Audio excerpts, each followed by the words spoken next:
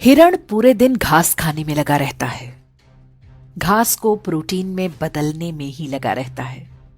दूसरी तरफ मांसाहारी लकड़बग्घे को जब तक भूख नहीं लगती बस आराम से पड़ा रहता है, क्योंकि उसे पता है कि उनके लिए प्रोटीन का इंतजाम करने के लिए हिरण जो लगा हुआ है।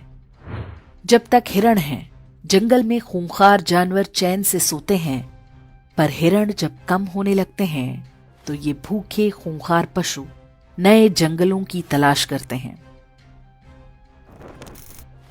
हमारे पूर्वजों ने भी बड़ी मेहनत से सोना, चांदी, रत्न, ज्ञान, विज्ञान इकट्ठा किया था। क्या हुआ? बाहर से कुछ लकड़बग्घे आए और सब कुछ सफा चट कर गए। आज हम ऐतिहासिक पर्यटन के नाम पर उसी विध्वंस के अवशेष देखने जाते हैं। अफगानिस्तान लिया, पाकिस्तान लिया, बांग्लादेश लिया, कश्मीर लिया, केरल और बंगाल भी लगभग जा ही चुके हैं। भारत के लगभग सभी क्षेत्रों में लकड़बग्घा बहुल क्षेत्र बसते गए। उनकी नस्ल के शिकारी परजीवी गुणों का विकास भी जारी रहा। अब पाकिस्तान और बांग्लादेश में संकट है, क्योंकि वहां हिरण लुप्तप्राय हैं। अब उन्हें नए जंगलों की तलाश है। उन्हें पता है कि पड़ोस में ही एक हरा भरा जंगल है। वहां पर पहले से ही भारी संख्या में लकड़बग्घे रहते हैं, लेकिन अभी छिटपुट शिकार से ही पेट भरने को मजबूर हैं। जंगल के कानून में संख्या बल सबसे आवश्यक है। इसे ही वो गजवाए हिंद कहते हैं और उनकी किताबों में इसका जिक्र हो चुका है। हर शांतिप्रिय लकड़बग्घे के मन में वो ऐसे बैठा हुआ है जैसे हिरणों के मन में संविधान और राष्ट्रगान।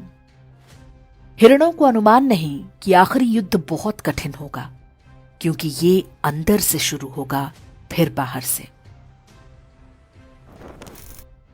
जितनी तेजी से पाकिस्तान और बांग्लादेश से हिरण कम हो रहे हैं, ये युद्ध उतना ही निकट आता जा रहा है।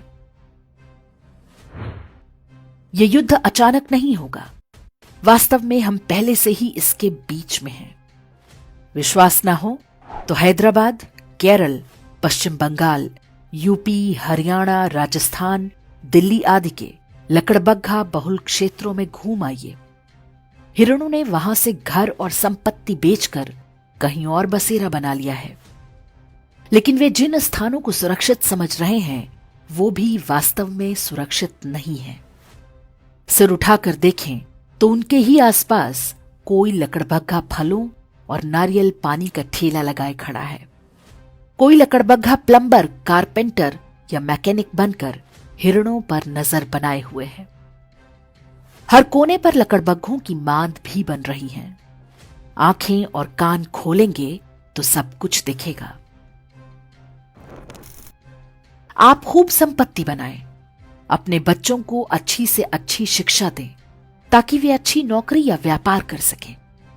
लेकिन ध्यान रखना होगा कि आप भी हिरण तो नहीं बनते जा रहे। जिसकी संख्या होगी वही ये युद्ध जीतेगा। महंगाई करो ना रोकर, यदि आप 1 या 2 बच्चे तक सिमट गए तो निश्चित मानिए कि जिस घास को आप प्रोटीन बना रहे हैं वो किसी न किसी लकड़बग्घे के काम आएगा।